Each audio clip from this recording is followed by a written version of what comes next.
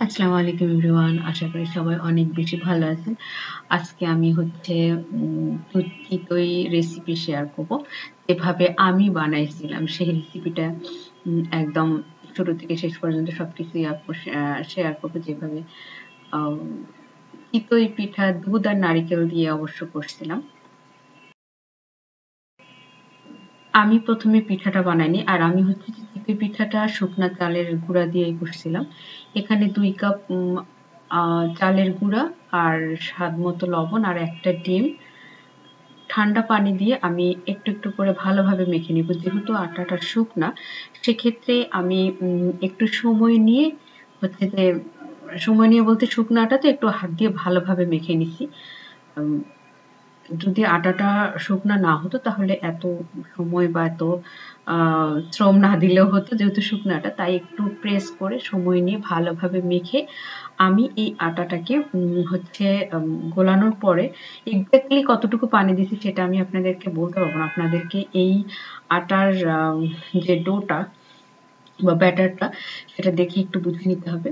যেভাবে বানিয়েছিলাম এটা করে আমি 1 ঘন্টার মতো, 1 ঘন্টা থেকে বেশি সময় আর কি মোটামুটি আমি ঢেকে রেখে দিয়েছিলাম। এতে হয় কি, আটার সাথে পানি সবকিছু একটা কেমন জানি একটা অ্যাডজাস্ট হয়ে যায়। তো যখন আপনি 1 ঘন্টা পরে ঢাকনাটা খুলবেন তখন দেখবেন যে পানিটা উপরে চলে গেছে, আটাটা নিচে। সেক্ষেত্রে একটা চামচ দিয়ে ভালোভাবে একসাথে নেড়ে আ উম আট আটা, আটা ব্যাটারটা ভালোভাবে ময়ান করে নিতে হবে। ছোট্ট একটা কড়াই আমি চুলাতে দিয়ে দিলাম। এবার একটা টিস্যুতে আমি একটু সয়াবিন তেল নিয়ে অল্প একটু তেল নিয়ে জাস্ট একটু মুছে নিচ্ছি। ১ম টা যদি এভাবে করা যায় তাহলে পিঠাটা খুব সহজেই উঠে আসে। পরে আর কখনোই করতে হবে না। তারপর একটু একটু করে ব্যাটার নিয়ে আপনার ইচ্ছামতো শেপ দিয়ে ছোট বড় যতটুকু করতে চান সেভাবে দিয়ে একটা ঢাকনা দিয়ে ঢেকে ১ মিনিট, বেশি সময় লাগে না। ১ মিনিটের মধ্যে একটা পিঠা হয়ে যায়।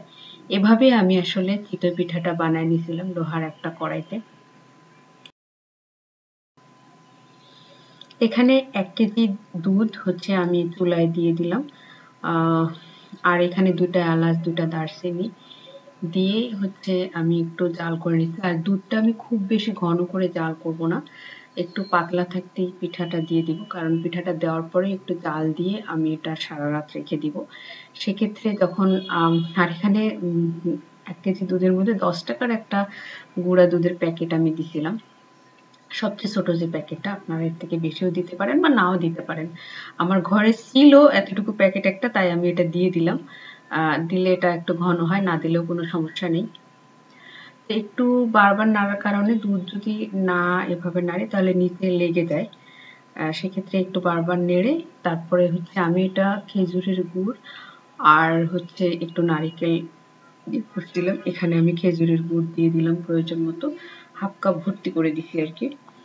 মিষ্টিটা এটা নিজের রুচি। কেউ একটু বেশি মিষ্টি খায়, আমরা একটু কম মিষ্টি পছন্দ করি। আপনি চাইলে এর থেকে বেশিও দিতে পারেন, আপনার ইচ্ছা।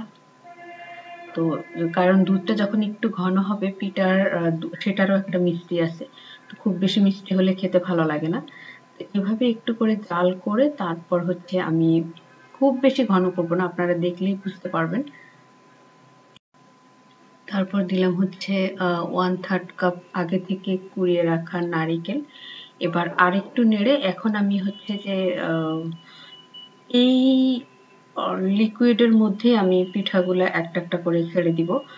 এখন চুলার জালটা একেবারেই নিম্ন করা আছে, জালটা খুব বেশি জোরে না। আমি আস্তে আস্তে করে জাল দিচ্ছি আর সবগুলো একসাথে একটু ঘন করে, দুধের ইয়াটা দেখতে পারতেছেন আমি খুব বেশি কিন্তু ঘন করিনি। এবার একটা একটা করে পিঠা দিয়ে আমি পিঠা দেওয়ার পরে ৩-৪ মিনিট অল্প আঁচে জাল করে ঢেকে সারা রাত রেখে দিয়েছিলাম।